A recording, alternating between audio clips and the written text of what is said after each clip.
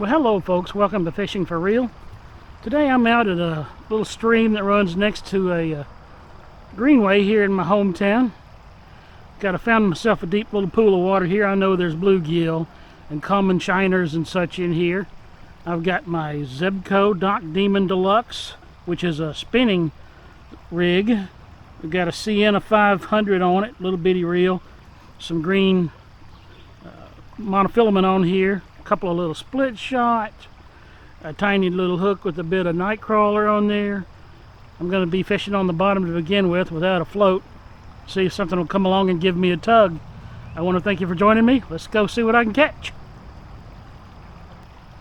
Had to come through some brush and trees and stuff to get here, so this little Zebco Dock Demon, if you're in some tight cover, it's a nifty little rod and reel combo for a close quarters combat, if you will. Look into getting one. They're not terribly expensive, but they're useful in tight situations like this. Oh, there he is. Oh, I don't know what I got something. Look at there. I got a wad of moss on my sinkers.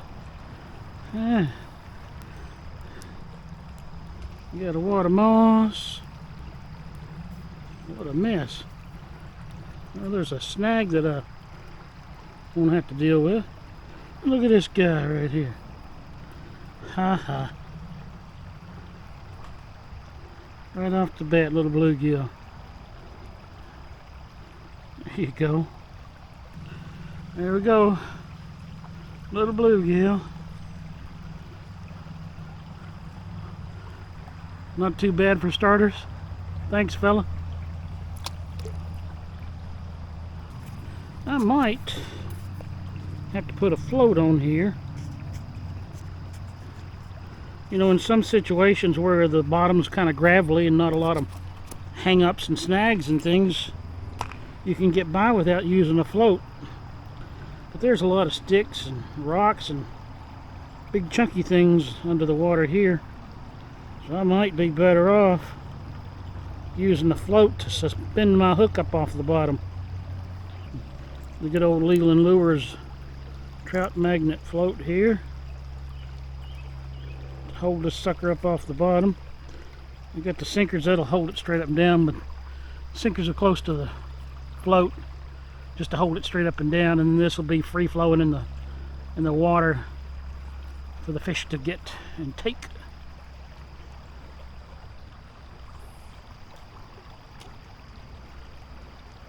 Go up there. Oh,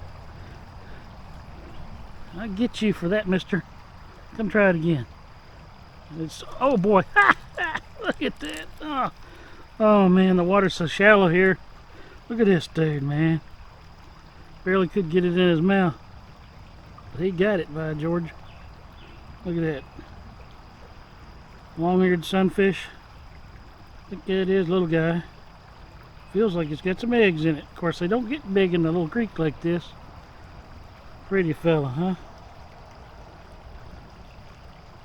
Get on back. Thank you, guy. Whew. I mean, that was right here in front of me. Let's see, try that again. Watch the minnow sink. I mean, the worm sink. Oh, boy. Look at him. Oh, he went in a hole in the rock. I almost think that was the same one. Alright, give me a little more line out. Now I ain't doing nothing but playing, but that's okay. Oh, there he was. Oh, man. See him come after it. This is the kind of fishing. Oh, there he goes. You can take a kid out to a little stream like this if you got a greenway, and they could have an absolute blast and really get hooked on fishing, guys. Another little long-eared sunfish. Thanks, fella. There's a whole swarm of these guys over there. Oop. Oh, I saw a bigger one come out from under a rock, but this little guy beat him. Alright. Man, this is like being a kid again here. I think I'll mash the barb down. There he is, little bluegill. Thanks, guy.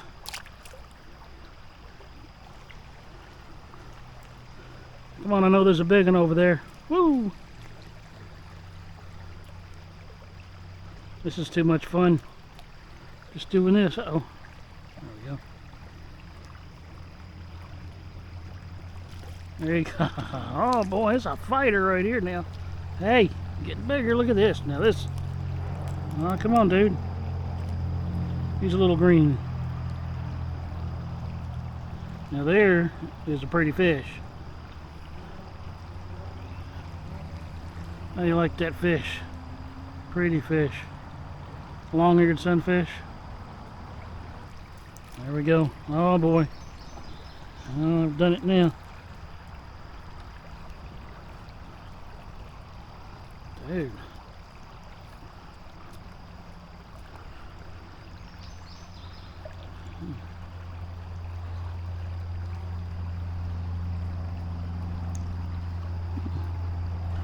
It's the littlest one so far right there. Almost the littlest one I've ever caught. It's a handful. Thanks, guy. I'll tell you right now, the disadvantage of one of these short rods is the hook setting ability. With a 5-foot or 6-foot rod, you move the rod to set the hook, you've moved the line several feet. But with this little guy here, a sweep of the rod tip doesn't move it as far as a longer rod. So your hook setting ability diminishes a bit. This is one of those things you have to accept as part of it.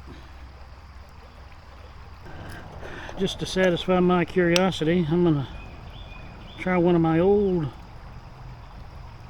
power wigglers here, old white power wigglers, see what happens. These may be a little big for the fish in this creek. I used to use these little white suckers on bedding bluegill, where you could see them on the beds. Right, fish it just like that. Under a little hook, under a little float, a little bit of a sinker to get some distance. And you can see this as it sinks, right? See that as it sinks. You may or may not see a fish come up to it, but if you see this sinking and all of a sudden it disappears, a fish has sucked it in, set the hook. That's what I'm saying. That was very successful for me. Let's just try here close first.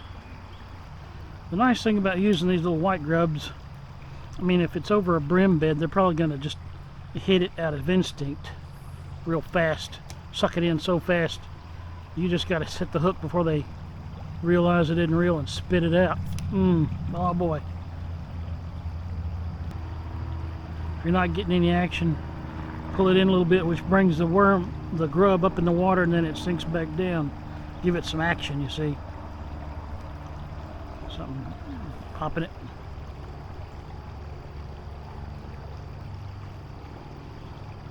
I'd say these are a little better in a situation where the fish are bigger and you can see them real good and you can see them suck it in before they spit it out. You set the hook. So fishing with these over a bunch of bedding brim, a very effective way to catch them. Oh boy, look at that now. Whoa, buddy. Oh yeah, it's a trophy, guys. Woo-wee, look at here.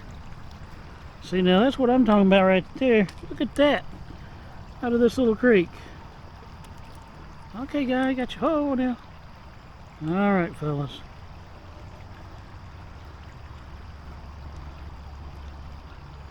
There's a bluegill, and I can't tell you, I'm quite pleased and happy that I actually caught one on one of these old power wigglers, because it's been a long time. There we go, bluegill. Decent little bluegill up in here. The biggest one yet. Been out here looking for a big bite. Thanks, Mr. Gill. Appreciate it. I'm gonna go rest a little bit down the bottom. All right, folks, going back to the crawler. Going back to the night crawler. I'll start in right here, see what happens up close. You watch him come over there and nail that sucker.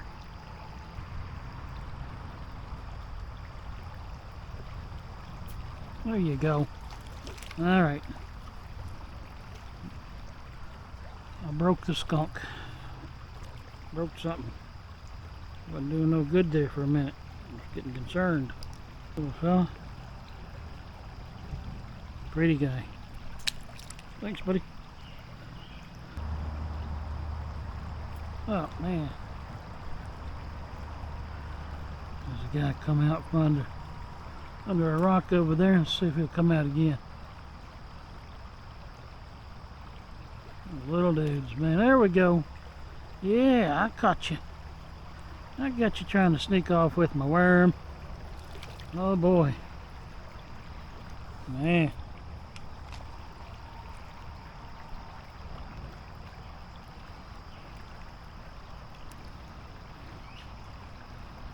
Give me it now. Don't be on me. Okay. Pretty little long-haired sunfish. Pretty guy.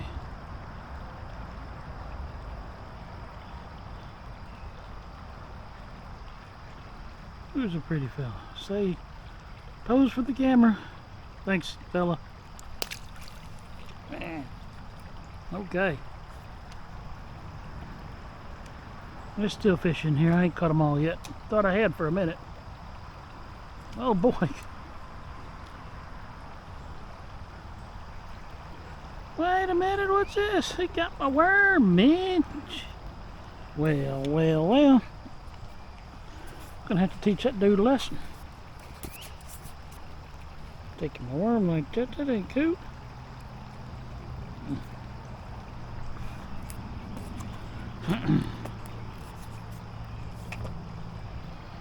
I think that little piece of nightcrawler tail was jinxed or something. Nobody wanted that one. It's too flat, too broad, like a paddle tail.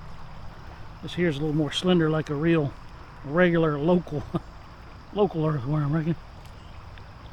Watch them eat it up. Yep, see there? I was wondering if that made some kind of a difference. I don't know. That piece of nightcrawler tail was flat. I think the tips of some nightcrawler tails will flatten out like, oh my goodness gracious. This in here is more round, like a regular worm. Maybe it'll make a difference. I don't know.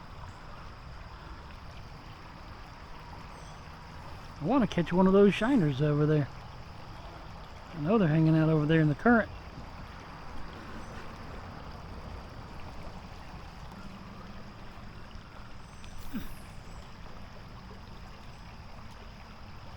Oh, there we go. Now we got something. See what it is. Ah, there he is. There he is, buddies. It's the shiner. The shiner. I knew they were hanging out over there. Okay, guy. Tell you.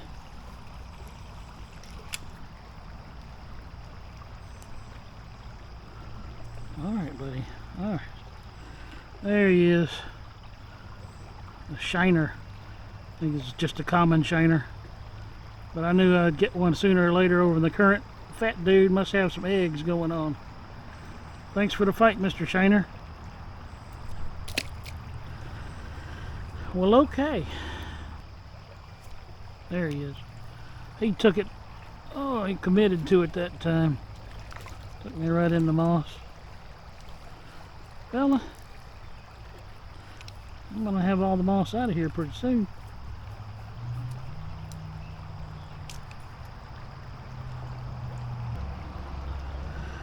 Another pretty guy. A lot of orange in this dude.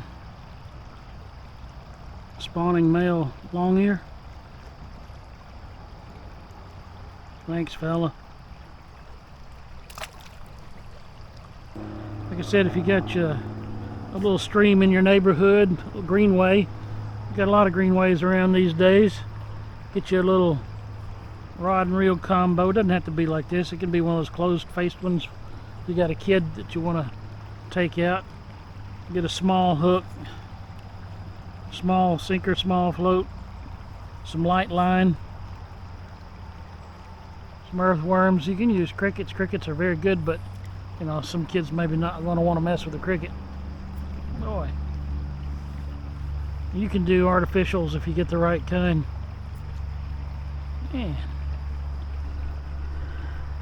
take the kids out and get them hooked on fishing, get them away from the computers for a minute or two. You know, they may not pick it up right away, but they'll remember it. They'll remember time they spent with their mom or their dad or both, other family. Have a fun time. If you don't catch anything, at least you tried, right? Alright.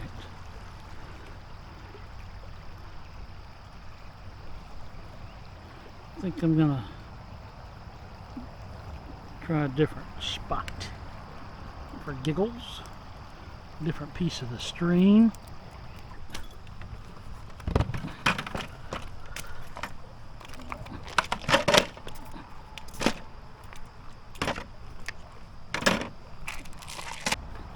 Tell you what, guys, I haven't really talked about it. Is this big game tree stands bucket. I bought this sucker 30 years ago, probably. Little padded cushion seat. It ain't that padded after you sit on it a couple hours. And it's certainly better than a rock. You carry your stuff in here. I don't know that they make these anymore, but if you can find something like this, I recommend it at the highest, because it is very, very handy.